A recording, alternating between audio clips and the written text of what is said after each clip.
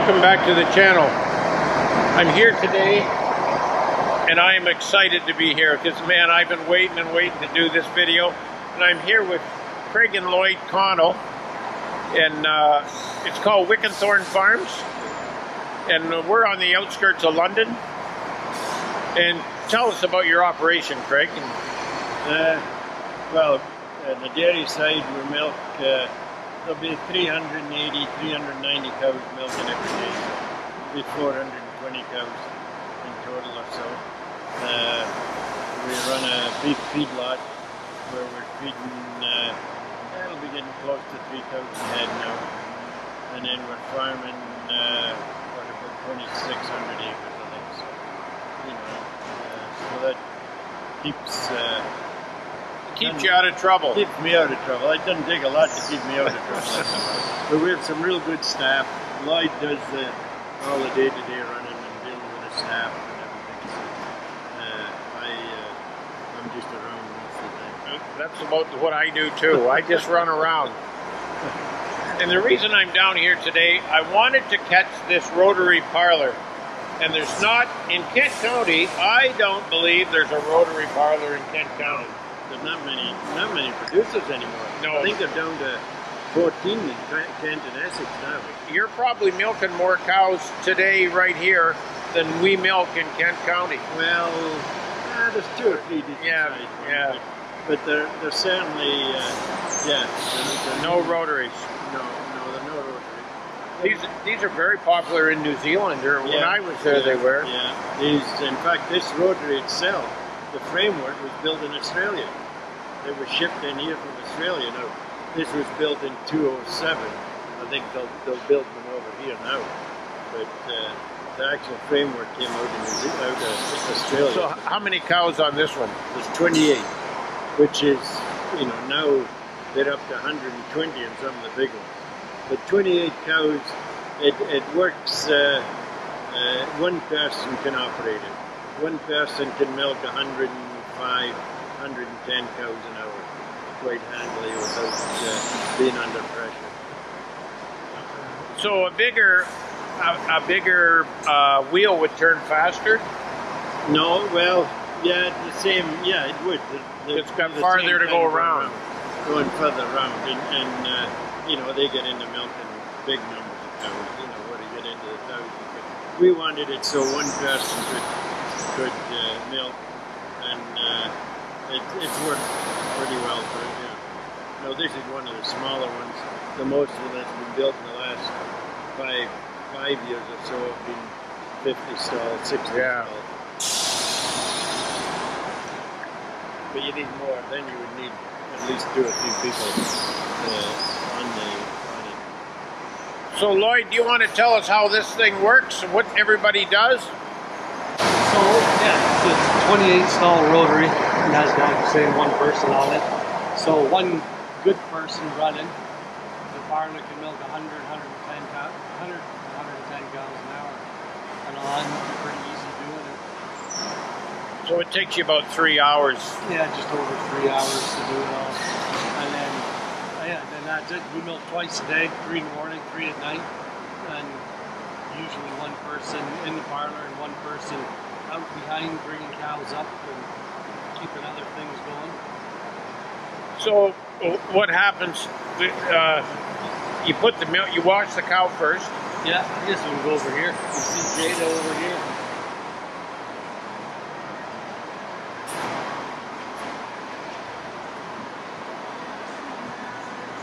Yeah, so watch Jada for a little bit here. She'll kind of show you how it's being done.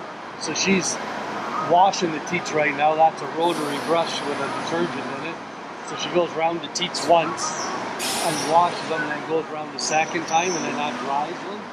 And then that's then stimulated, and then waits an X amount of time before the arm comes up ready for the milker to go on. And then she puts it on, and then it's gone from there. Yeah, so it's...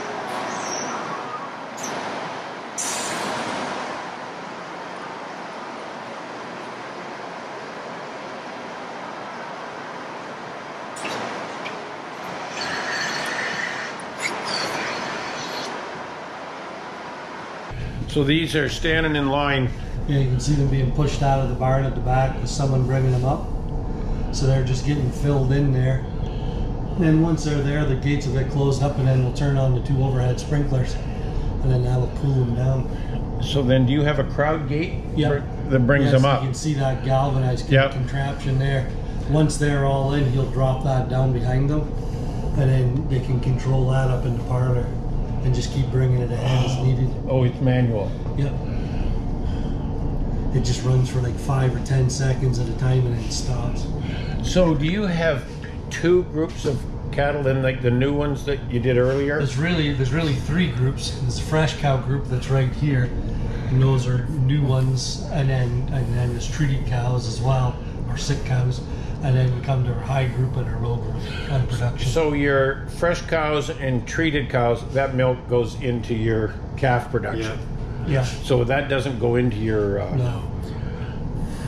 And that's one thing I wanted to make. Special needs, I guess, is the best. Yeah. Yeah. You know. Yeah. You know, and that's we keep them separate so there's no mistakes made.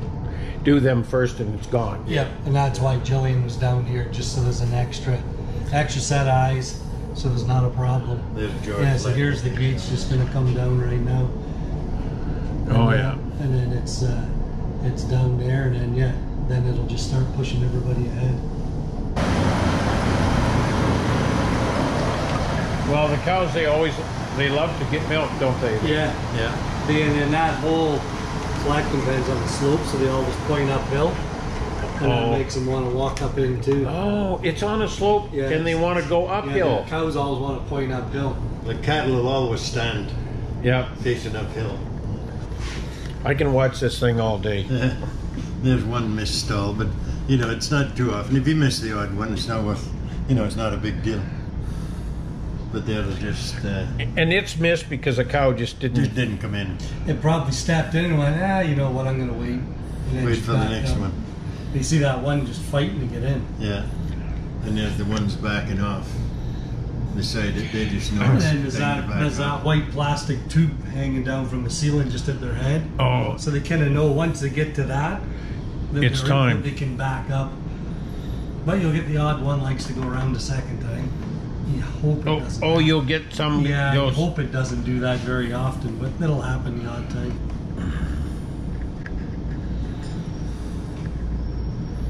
But they're quite content, and there's a lot of them are chewing the cud. Yeah, they're happy. Yeah, and they'll stand quieter and cleaner when there's no feed in there. If there was feed coming in there, they'd be wanting more, banging and wanting more.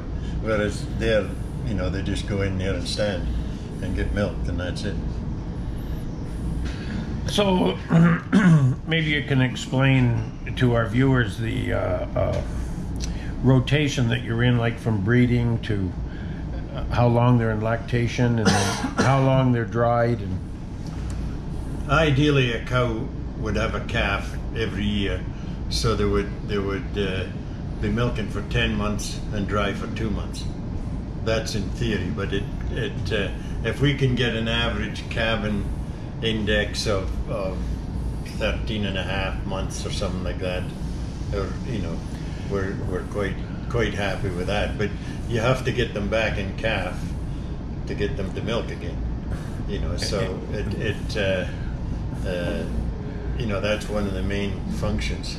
that leads me to my next question. Are you artificially breeding? Yes, they're all artificially bred. Holsteins now are all being bred with sex semen for female, to produce female calves.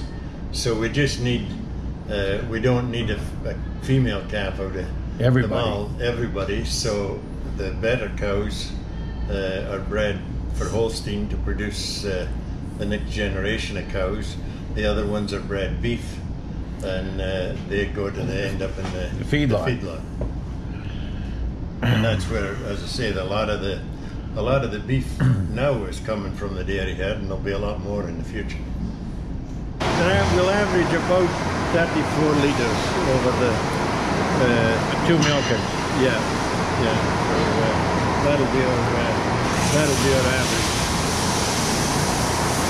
We aim to produce 12,000 litres a day. That's without. So then they pick your milk up every other day? Every other day, yeah. And it goes where?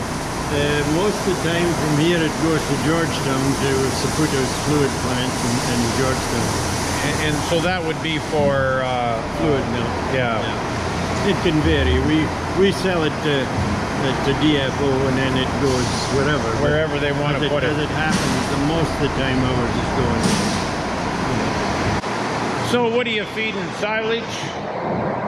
It's a TMR. Yeah. Silage, corn silage, canola meal, dry corn, ground dry corn, a couple of kilos of dry hay every day. It's all mixed together.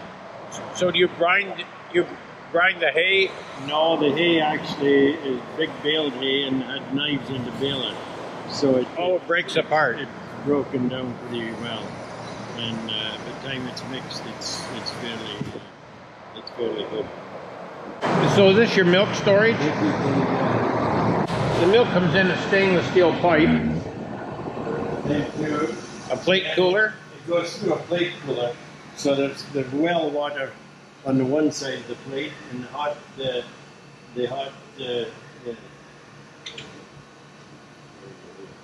there's the cold water coming in there and the milk going out there.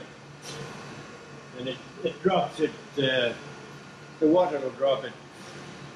Oh, it'll drop it down to 40, what does it drop it to?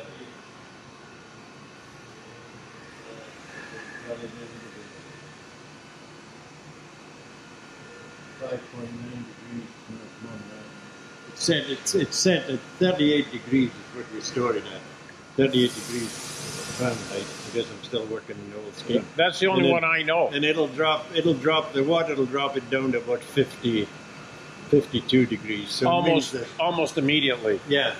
And then it's co-mingled with the cold milk. Yeah, and then it's cooled right off. And then it's picked up. And this tank here will hold about 25,000 litres. So, as I say, we like to ship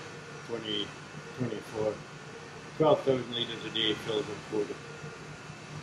So we're out here at the, I guess you'd call this the beef calf barn? Yeah, these are calves. These are beef cross calves that we're buying in every week. We're buying 18 or 20 a week. And initially when they come to go in, you'll see the hutches around the corner there. Initially when they come in, they'll go into the hutches for about 12 days just to get them over that initial problem. And then they go into these group pens. These group pens were the old commodity bays actually. And then they just get fed in there up to 8 weeks or so. So what you're doing here, this is where your that first milk that you wanted to get rid of. Yeah. Any rejected milk from the parlour is fed here. Now we're feeding a lot of milk powder, a lot of skim milk, a lot of powdered milk as well. We don't have that much rejected milk. We don't have just as well. And then once they're weaned, these are just temporary here. Right now, these were just buildings that put up over the old bunks. That is big. And we're just using this just as a get-by right now until the new transition barn's finished.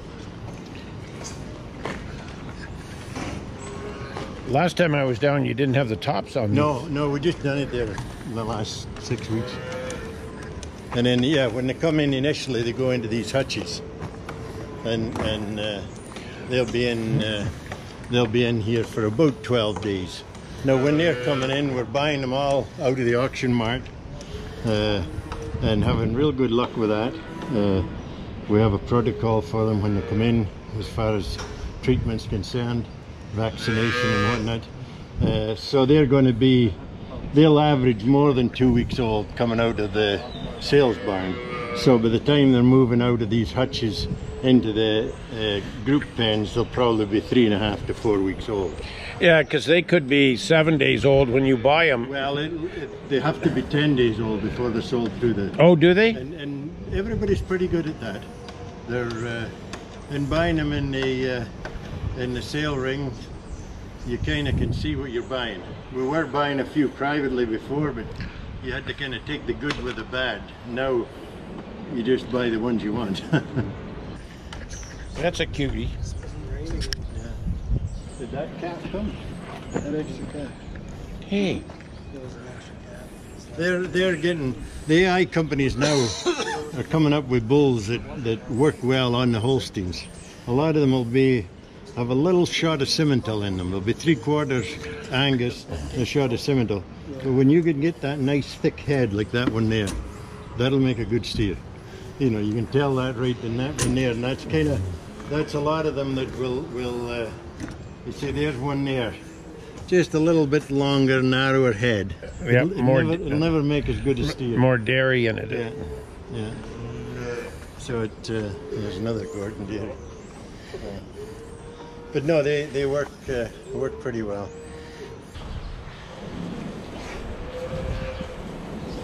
And they go on a TMR that we mix up our own. They go on that right the day they come. They have the chance of that, and they'll stay on that right through till they're. That's what's back there. Yeah. Is a TMR mix. Yeah. There's one female in that. The pink tags are females. We buy mainly bulls if we can. Yeah.